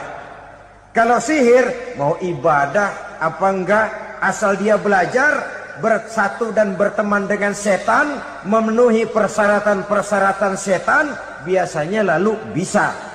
Sedangkan karomah tidak mungkin terwujud tanpa orang mendekatkan diri sedekat-dekatnya kepada Allah Subhanahu wa ta'ala. Maka kita lihat biasanya orang-orang yang punya ilmu sihir, mukanya rata-rata nggak enak dilihat. Kumuh, jauh dari air wudhu, jauh dari sujud kepada Allah, malah berteman dengan setan, menjadi pelayan-pelayannya setan. Saudara-saudara, adapun maunah, keistimewaan yang diberikan Allah kepada hamba-hambanya yang belum sampai kepada tingkat wali. Tapi orang itu lebih banyak kebaikannya daripada kesalahannya. Umpamanya, saudara jalan bertiga di pinggir jalan. Saudara ada pada posisi di tengah, lalu bertiga ini ketabrak mobil. Menurut perhitungan saudara mati lebih dahulu. Tapi terjadi hal yang aneh, dua teman saudara mati, saudara malah cuma luka dan lecet sedikit saja. Apa itu? Kalau kita lebih banyak kebaikannya daripada kesalahannya, itu yang dinamakan ma'unah. Pertolongan yang diberikan Allah kepada hamba-hambanya yang lebih banyak kebaikannya daripada kesalahannya. Sedangkan yang dinamakan irhas, kejadian luar biasa pada diri seseorang pada waktu dia masih kecil, yang menunjukkan tanda-tanda keistimewaannya. Itu umumnya pada para nabi pada usia kecilnya sudah ada irhas, tanda-tanda istimewa. Jelas baik mukjizat, karomah, maunah maupun irhas berbeda dengan sihir.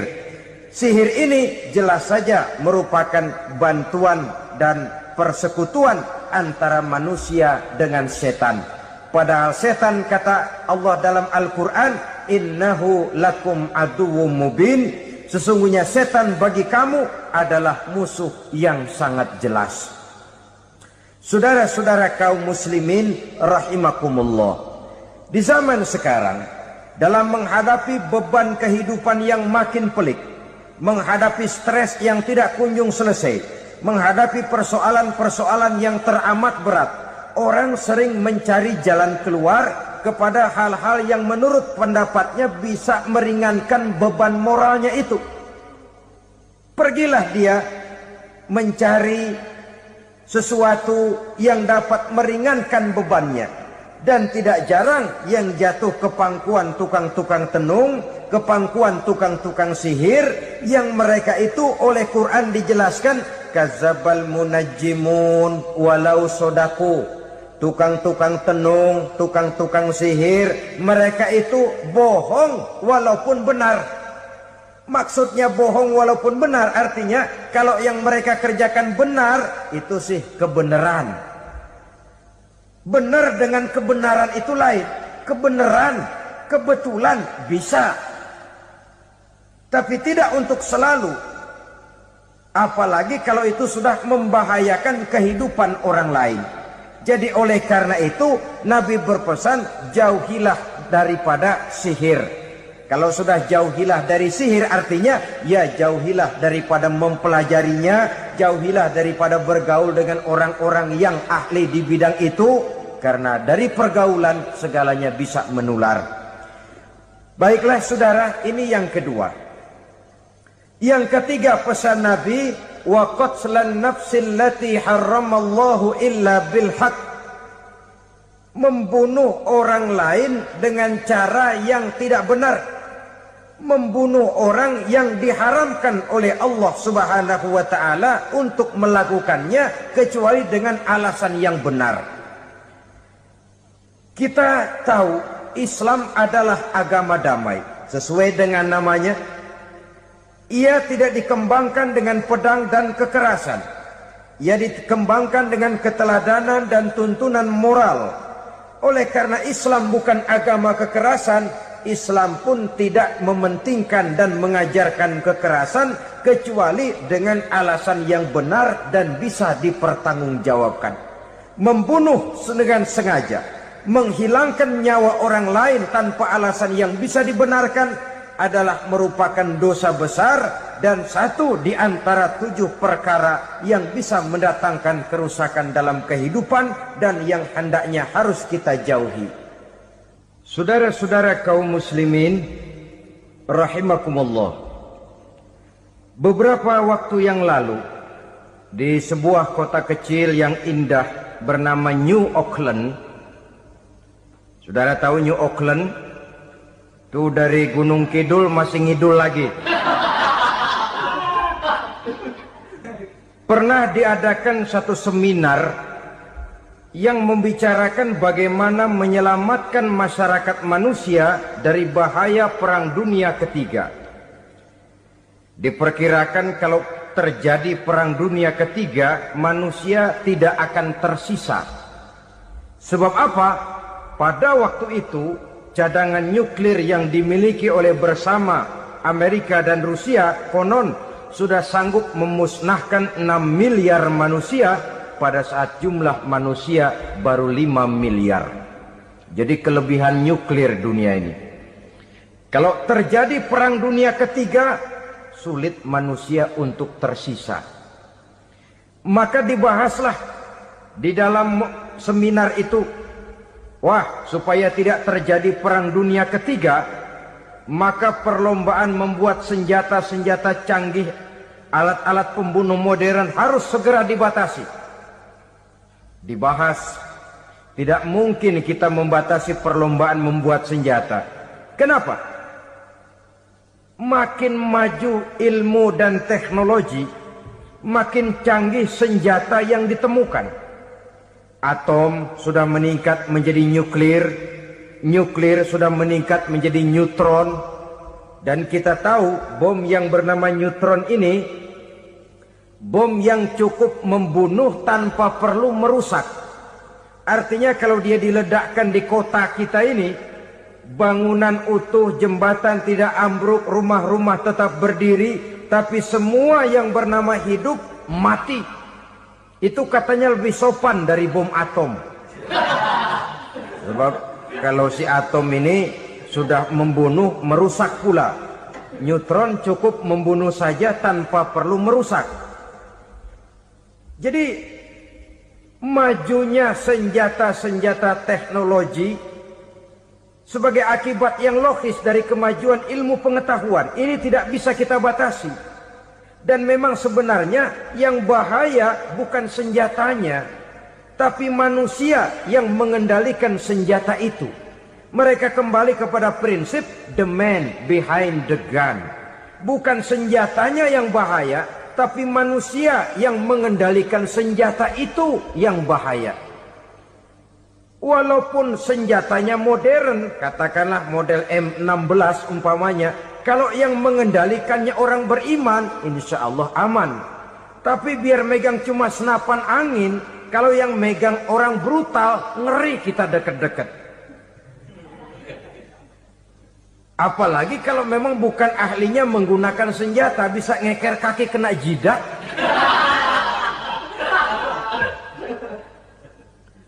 Mereka kembali kepada prinsip lama yang tetap baru, bukan senjatanya yang harus dibatasi, manusia yang mengendalikan senjata itu yang perlu dibicarakan. Nah, kalau begitu, agar manusia tidak mempergunakan senjata sewenang-wenang, apa yang harus kita lakukan?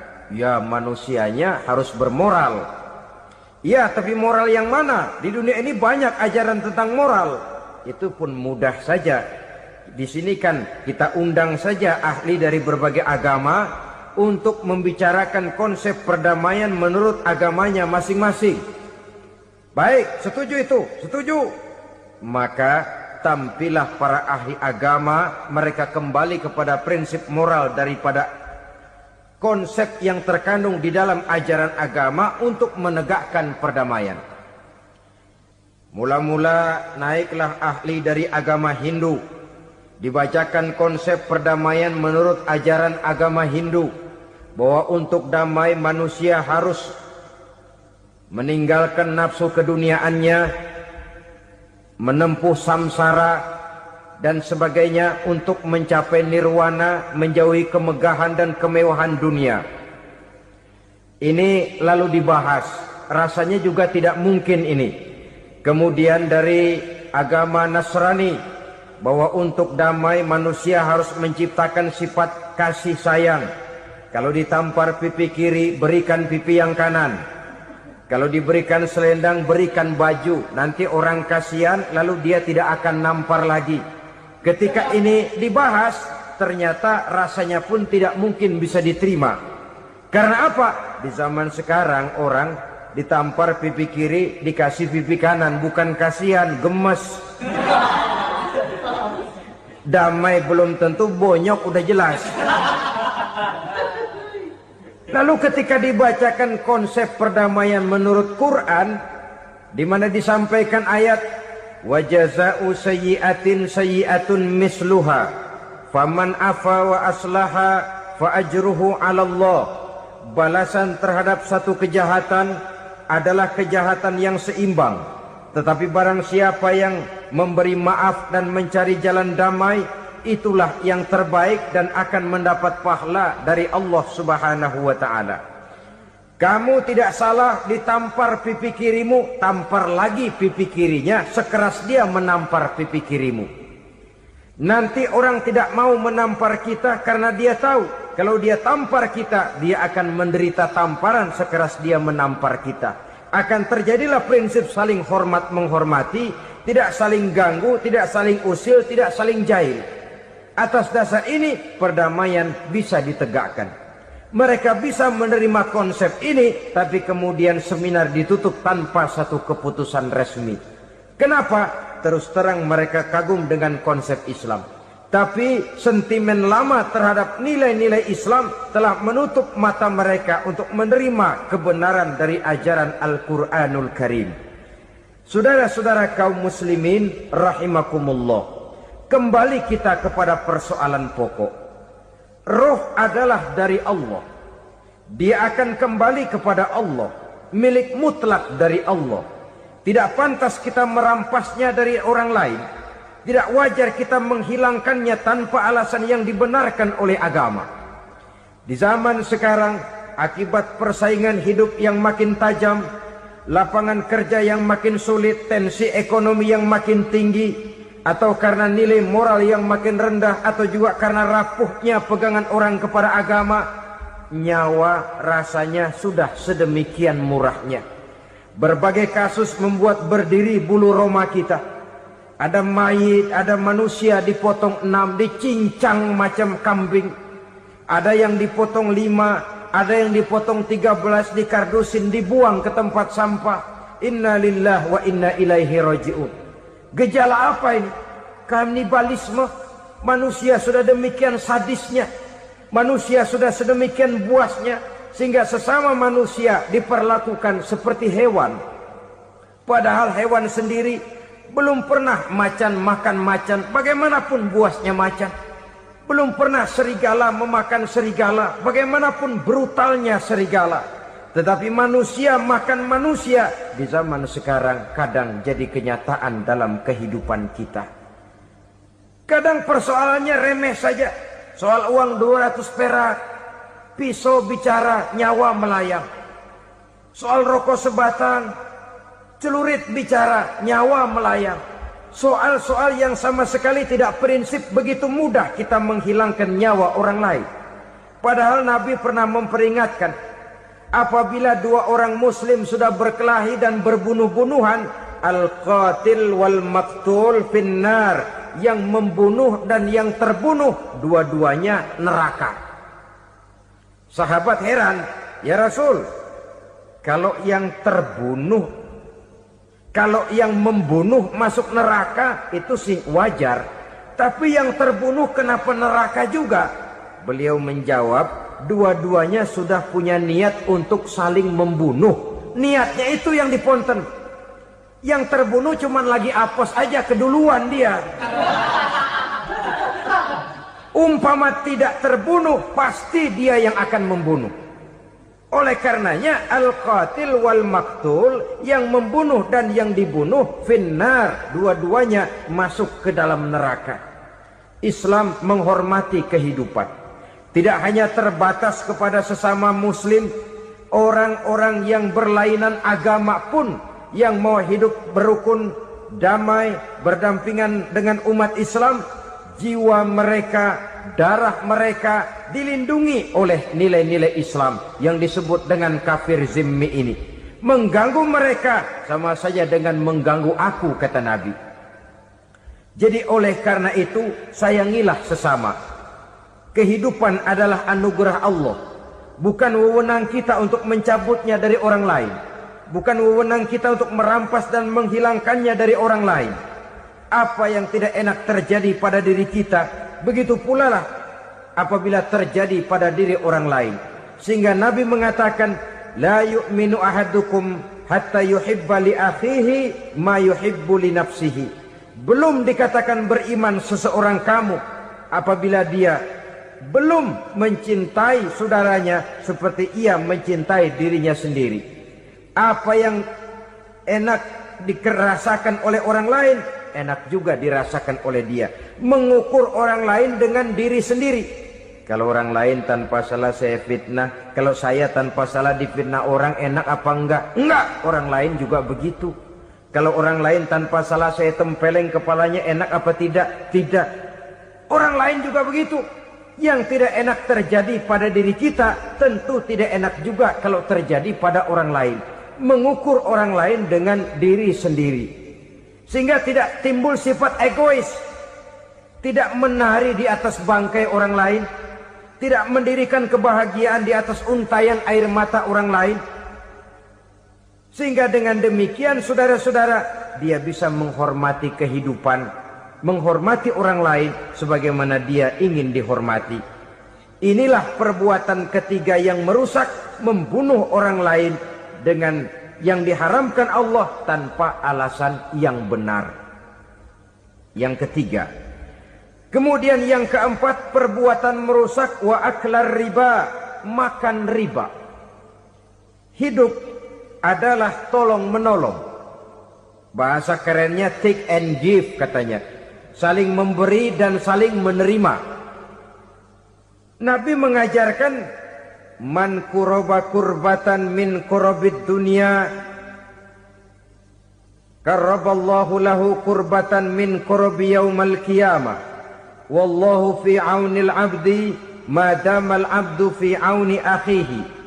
Siapa yang meringankan beban dari beban-beban yang dirita seseorang di dalam kehidupan dunia, Allah akan meringankan bebannya daripada beban-beban yang harus dipikulnya di hari kiamat nanti. Wallahu fi aunil abdi madamal abdu fi auni akhihi. Allah senantiasa akan menolong seorang hamba selama hamba itu masih mau menolong saudaranya. Allah selalu akan menolong seorang hamba selama hamba itu masih mau menolong saudaranya. Apabila kita sudah berpangku tangan terhadap kesulitan orang lain, biasanya pun pada saat kita mendapat kesulitan, kita akan sulit juga memperoleh pertolongan. Nah, riba alias renten, kedoknya adalah menolong orang, tapi sama juga bulu buntutnya dilepas, palanya dicekek. Menolong orang pada akhirnya menjadi beban bagi seseorang. Dan memang mencari orang-orang yang berada dalam posisi kesulitan. Biasanya di daerah-daerah di mana musim paceklik jadi lapangan kerja sulit, sedangkan urusan perut tidak bisa ditunda. Akhirnya orang terjebak ke dalam rentenir, ke dalam riba, ke dalam renten. Bunga berbunga, sehingga satu saat jumlah bunganya bisa lebih besar dari jumlah pinjaman pokoknya. Kemudian kalau juga ternyata tidak bisa dibayar, rumah jadi taruhan. Memang rumah satu-satunya, begitu rumah ditarik mulain camping. Bukankah pada akhirnya akan mewariskan kesengsaraan? Oleh karena itu, kepada kita berusahalah jangan berhubungan dengan rentenir, jangan makan renten dan riba. Kepada mereka yang melaksanakan riba, walaupun mendatangkan keuntungan materi, tapi percayalah harta yang didapat dengan jalan riba tidak akan membawa keberkahan. Manakala tidak membawa keberkahan, dia tidak akan mendatangkan ketenangan di dalam kehidupan kita. Oleh karenanya, memakan harta riba termasuk perbuatan yang merusak sendi-sendi kehidupan sosial, merusak kehidupan orang lain, merusak kehidupan masyarakat, tetangga, pergaulan, dan sebagainya. Yang kelima, wa akla malil yatim, memakan harta anak yatim dengan cara yang zolim. Nih, memang lezat. Anak yatim itu nggak tahu urusan apa-apa. Kita diamanahkan untuk mengurusinya. Kadang-kadang dibentuklah panitia penyantunan yatim piatu. Yatimnya mah tetap kelaparan, panitianya yang pada gendut.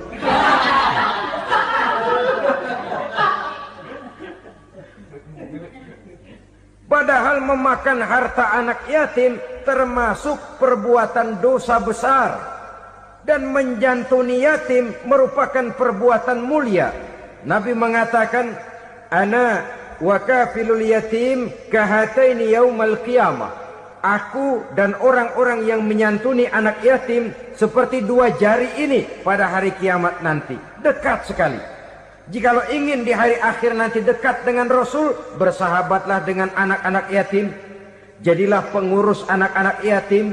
Bangunlah panti-panti asuhan yatim. Pada saat bapak ibunya meninggal, kitalah yang menjadi orang tuanya.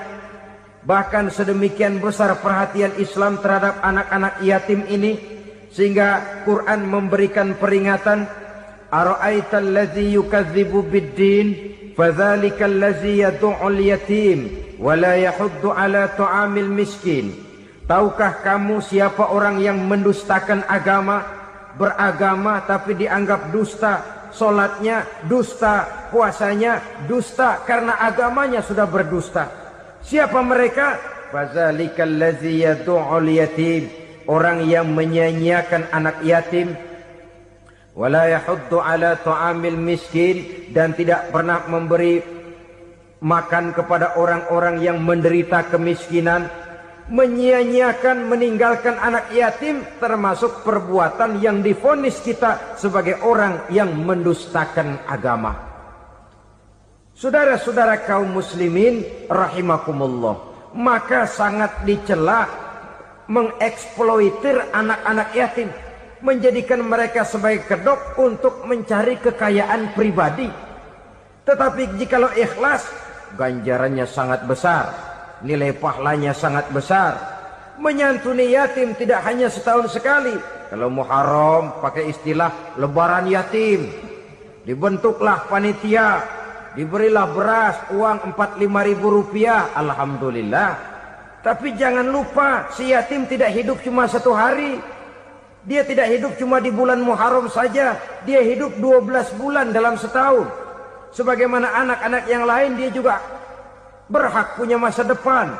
Dia juga berhak menikmati bangku sekolah. Dia berhak mengenyam arti dan makna pendidikan. Dia berhak membekali diri dengan ilmu dan pengetahuan, seperti halnya anak-anak yang lain. Maka kita yang diberikan keluasan oleh Allah, ingatlah itu. Bersahabatlah dengan anak-anak yatim, santuni mereka. Perkara setahun sekali di bulan Muharram, alhamdulillah, itu bagus, bin Thayyib alias baik. Tapi tentu dan tentu sekali lagi, si yatim tidak hanya hidup di bulan Muharram. Dia hidup 12 bulan dalam setahun, 24 jam di dalam sehari. Oleh karenanya, menyia-nyiakan mereka pada saat posisi kita memang mampu, akan memojokkan kita dalam satu posisi di mana kita dianggap sebagai orang yang mendustakan agama. Memakan harta anak yatim dengan cara yang zolim. Bapaknya udah meninggal, kebunnya lebar, anaknya dikelecehin. Nah, dah kamu gak usah pusing, nanti saya yang ngurus. Akhirnya bukan ngurus, nguras. Si yatim mungkin tidak tahu bahwa dia disia-siakan, haknya diambil, miliknya dizolimi. Tapi Allah yang akan membalasnya dengan seadil-adilnya. Maka makan harta anak yatim biasanya balasannya tokcer bin paten. Nggak banyak selang tempo itu, nggak percaya cobain dah. Nyobain aja kan nggak bayar, umpama.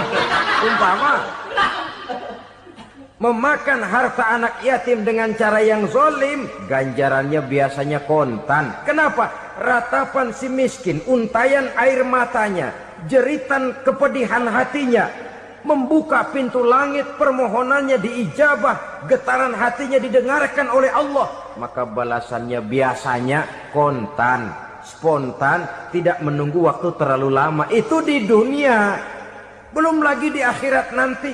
Bukankah dalam riwayat Mi'raj diceritakan Nabi melihat di neraka itu orang perutnya sebesar rumah? La haula wala quwata. Itu perut kayak rumah, bagaimana jalannya tuh orang? Dan memang gak jalan, diseret-seret oleh malaikat di neraka itu. Hancur perutnya, amburadul itu perut.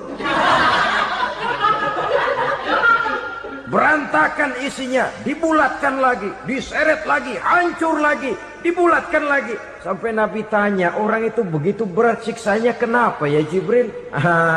Itu Muhammad, waktu di dunia dulu rakus banget makan harta anak yatim. Begitu vonisnya, begitu menyedihkan nasibnya di akhirat. Tapi di dunia pun ketidakberkahan itu sudah membayangi kehidupannya. Oleh karena itu, kepada saudara-saudara yang mendapat titipan anak yatim, berbahagialah, karena semulia-mulia rumah adalah rumah yang di dalam